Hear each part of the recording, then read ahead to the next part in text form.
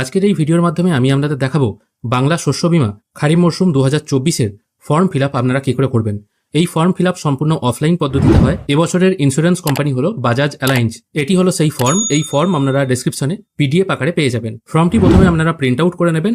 Form fill up করার জন্য প্রথমে এই ফর্মের প্রথমে কৃষকের নাম লিখতে হবে, তারপর তার বাবার নাম, মায়ের নাম বা অভিভাবকের নাম লিখতে হবে, তারপর তার বয়স এখানে লিখতে হবে এবং তারপর তার জেন্ডারটা এখান থেকে সিলেক্ট করতে হবে। তারপর তার ভোটার কার্ড নাম্বার অবশ্যই পুট করতে হবে, আধার কার্ড নাম্বার তার নিচের ঘরে পুট করবেন। তিনি জাতিতে এসসি, এসটি, জেনারেল না ওবিসি সেটা এখান থেকে সিলেক্ট করতে হবে। এইভাবে গোল দাগ দিয়ে সিলেক্ট করতে পারেন। তারপর তার ফোন নাম্বারটা এখানে পুট করে দেবেন। ফোন নাম্বার ইংরেজিতে লিখলেই বেটার হয়। তারপর তার গ্রামের নামটা এ ঘরে পুট করবেন। তারপর গ্রাম পঞ্চায়েতের নামটা এ ঘরে পুট করবেন। তারপর তার ব্লকের নাম, জেলার নাম। তারপর জিজ্ঞেস করা হচ্ছে কেসিসি আছে কিনা। যদি হ্যাঁ হয় হ্যাঁ লিখবেন, অন্যথায় নো লিখবেন। তারপর এখানে কৃষক বন্ধু আইডিটি মেনশন করে দেবেন। এটা আবশ্যিক নয়, তাও এখানে অবশ্যই মেনশন করে দেবেন যদি আপনি কৃষক বন্ধুর সহায়তা পেয়ে থাকেন। কৃষক বন্ধু আইডি আপনারা কৃষক বন্ধুর অফিসিয়াল ওয়েবসাইটে পেয়ে যাবেন। এটা হলো সেই অফিসিয়াল ওয়েবসাইট।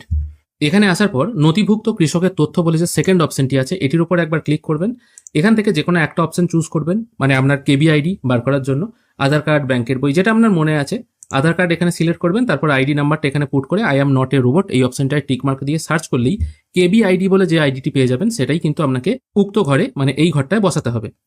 এরপর এখানে দিতে হবে বিমার জন্য প্রস্তাবিত ফসল। এটা বাই ডিফল্ট ধান আছে, এখন যেহেতু ধানই চাষ হচ্ছে। আর একটা ফর্ম আছে, সেখানে কিন্তু শুধুমাত্র ভুট্টা চাষের কথা বলা হয়েছে। এইটা কিন্তু এই পিডিএফটার নিচেই পেয়ে যাবেন যারা ভুট্টা চাষ করছেন তাদের জন্য। এরপর এখানে যে ব্লকে আপনার জমি আছে সেই ব্লক সিলেক্ট করবেন। তারপর গ্রাম পঞ্চায়েতের নাম সিলেক্ট করবেন, মৌজার নাম বা জেএল নাম্বার এখানে পুট করে দেবেন। তারপর আপনার খতিয়ান নাম্বারটা এখানে পুট করবেন। দাগ নাম্বার যদি অনেকগুলো হয়ে থাকে এই পরপর ছোট ছোট করে বসিয়ে দেবেন বা ম্যাক্সিমাম যতগুলো দিতে পারেন দিয়ে দেবেন। তারপর বিমার জন্য প্রস্তাবিত এলাকা, মানে যতটা অংশে মানে যতটা পরিমাণ জমিতে আপনি ধান চাষ করেছেন সেটা ক্যালকুলেশন করে এ ঘরে পুট করে দেবেন।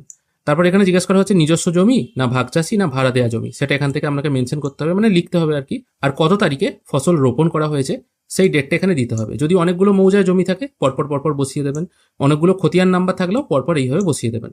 এরপর এখানে পুট করতে হবে কৃষকের ব্যাংকের বিবরণ। যদি আপনার কেসিসি থাকে তাহলে সেই কেসিসি অনুযায়ী কৃষকের নাম, ব্যাংকের নাম, ব্রাঞ্চের নাম, অ্যাকাউন্ট নাম্বার, আইএফএসসি কোড এবং কি টাইপের অ্যাকাউন্ট। যদি কেসিসি হয় এখানে কেসিসি লিখবেন।